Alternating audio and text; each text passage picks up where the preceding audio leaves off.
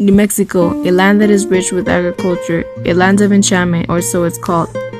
But unfortunately, not all parts of New Mexico are as enchanting as others, and some neighborhoods make that contrast very clear. An example of that would be here in this quiet neighborhood in Anthony. You can see that we're starting off with some well-appointed houses, and that's what you would expect to see throughout most of the neighborhood, but instead, as you take a turn, you begin to see some houses that are not as lavish as the ones before. Now, after a brief examination, common logic would lead you to assume that it's because of the household's low income, and you're not wrong. But at this point, you only have assumptions. It's as if you had only given the art piece at an art gallery a quick glance rather than fully examining it and trying to find the meaning behind it rather than relying on mere assumptions. According to Talk Poverty, the portion of New Mexicans living below the poverty line is 20.4%, down from 21.3% in 2014. Between the years 2015 and 2017, 17.9% of the population experienced difficulty providing enough food for their families due to the lack of money or resources.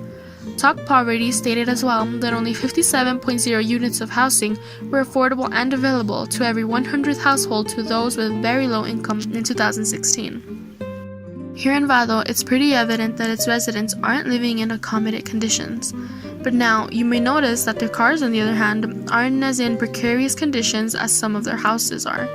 I went ahead and asked one of its residents why they chose to spend their money on a vehicle rather than on better housing. And they asked me not to appear on the documentary, but wouldn't mind if I used their statement, which is as follows. I feel I need a better car so that I can go to work without having any issues because it's kind of far. Because what's the point of having a car that doesn't work and can't get me to work on time so that I can earn money for a better house? Here in Chaparral, we can see that not all houses around here are of such great opulence, but despite there being homes of somewhat more worth, there are those with substantial damage that indicate a low income is at hand. Unfortunately, no interviews could be conducted as there wasn't anyone available at the moment. How many jobs do you think there are in Anthony? In Anthony? I don't think there's that many jobs in Anthony because it's a smaller community. And a lot of the people that have jobs in Anthony try to keep their jobs so they won't have to travel further. Out of the jobs in Anthony, what kinds of jobs do you think there are, mostly? Most of the jobs in Anthony are like retail stores, fast food. There's not like very many professional, I guess, jobs. Do you personally feel like, as a parent or as a supporter of a family, these kinds of jobs are fit enough? Like, the pay is good enough to live off of? Not really. I mean, if you manage your money really well, you can just make it, but I feel like the majority of us are living paycheck to paycheck, and most jobs in the Anthony area, I'm pretty sure, are probably just minimum wage jobs. You probably have to go out of Anthony, like El Paso, Las Cruces, or even further to get a job that's going to offer you a little bit more pay. There are over 100 jobs available in Anthony. This includes jobs that are based in El Paso or Las Cruces that require driving, such as delivery or pickup services. The thing that makes these jobs difficult for people to get is that most jobs require a diploma or equivalent, and a well-sized majority of the population in the New Mexico area have either failed or dropped out of school. According to towncharts.com, New Mexico has an 85% graduation rate, which isn't bad, but at the same time there are 15% of New Mexicans that have not graduated or have either dropped out. 14% of people have less than high school education and 1% have no education. New Mexico's median earnings per worker are approximately $40,000, give or take. But out of New Mexico, Arizona, Utah, and Colorado, New Mexico still has the lowest median household income, coming in at about $46,000, close to $47,000. Also, out of the Four Corner states, New Mexico has 10% of self-employed workers. This is an enormous factor. Another huge factor is that most household income comes from people in the household that are 45 to 64 and usually holds about a $56,000 yield, which isn't bad but isn't incredible either. Take that age into consideration. 45 to 64 is a big number. So, you personally, because I'm using you as an advocate, how would you describe the state of income that our town has, say Anthony, New Mexico, or Texas, as compared to, say, Chaparral or Barino? I feel like it's basically all in the same category. All the small, I guess they're cities now, or at least Anthony is, but like Anthony, Berino, Vado, Chaparral, all that, we're basically all in the same boat because the jobs aren't many and the pay isn't much. I feel like that's why a lot of people strive to move from here. But at the same time, I think a lot of people grew up here and, this is home, and I think that holds a lot of people back too. But I mean, I know you can get a job and you can make it, but you're probably not going to be able to make it the way you want to, or be able to, enjoy all of the stuff you want to enjoy. It'll be a little bit harder.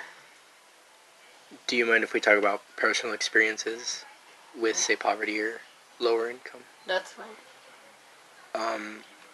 Have there been times you've had little to no money at all? Yeah.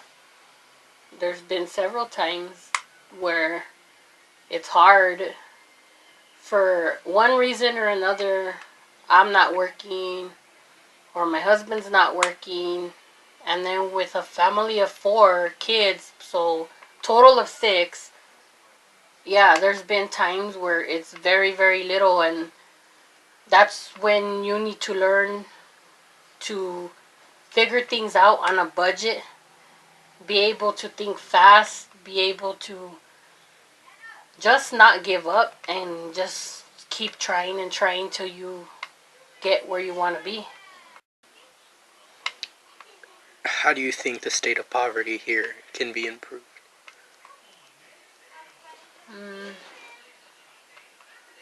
I think that Anthony in particular, I think it has more potential. I think we can become a little bit bigger. That could possibly bring more jobs. And I feel like there's space in Anthony, there's land in Anthony where probably something a little bit bigger and better can be made that would bring the jobs, and it would be great because also it would save people from having to travel further to go like places when things could be just brought to Anthony.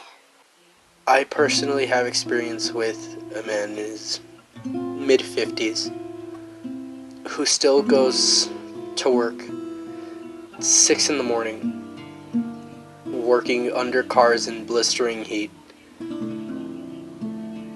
And I don't know how he does it, but it's hard.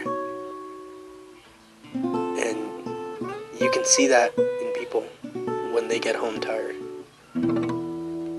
So this isn't only about income. It's about how poverty affects the people that you see walking around your town. And we shouldn't let how much money someone makes affect how they live and how happy they are. Aside from that, New Mexico has the highest unemployment rate at 5% compared to the other Four Corner states previously mentioned. New Mexico also has the highest percentage of single income families at 33% and 21% with no people working. 20.6% of the people in New Mexico are living in poverty right now. This is over 420,000 people. Education also has a lot to do with the poverty rates in New Mexico. 34% of New Mexicans in poverty have less than high school education. And by the charts that I made, you can see how many people are living in poverty compared to how many people aren't. I'm also including housing statistics to show that income has a lot to do with the way people live.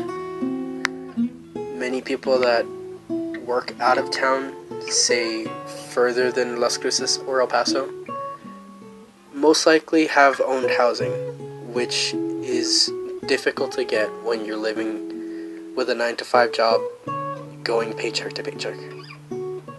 So just take into consideration that poverty needs to not stop, but to be improved. Because this is unacceptable, and no person should have to be put through this kind of hell. Because I can personally say that it is hard. Thank you for your time, I appreciate it.